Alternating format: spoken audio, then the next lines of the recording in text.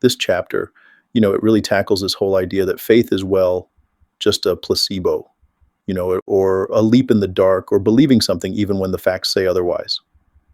It's interesting. Even some Christians struggle with, what faith really means, especially in a world that, so often prioritizes reason and evidence and all that.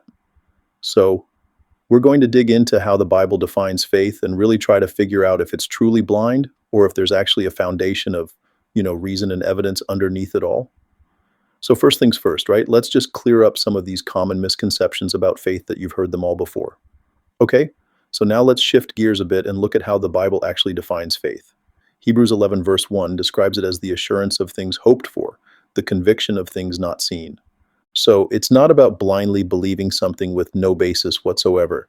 It's about having confidence in what we have reason to believe, even if we can't physically see it. And isn't that how we operate in so many areas of life? We trust things we haven't personally verified.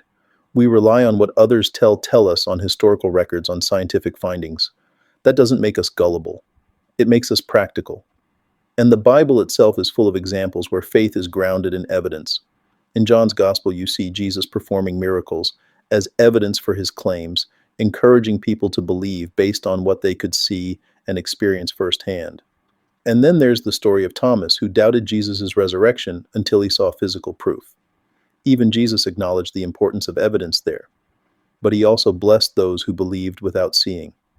It's almost like he was saying, look, I get the need for proof, but those who can believe even without seeing, they're demonstrating a deeper level of trust.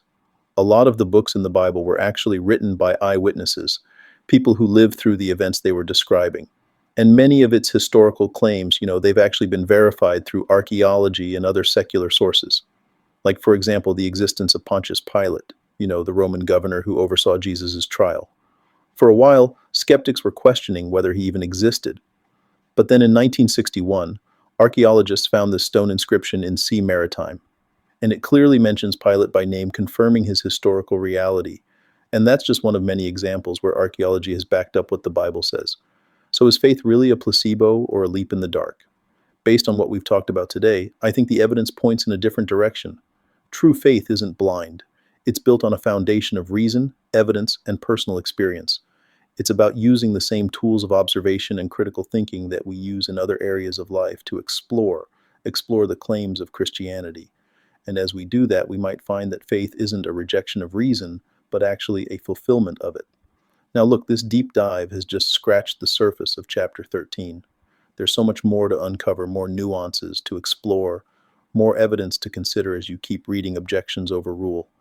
I really want to encourage you to keep wrestling with these questions, to keep seeking, keep questioning. Because in the pursuit of truth, faith isn't the enemy of reason. It can be its greatest ally.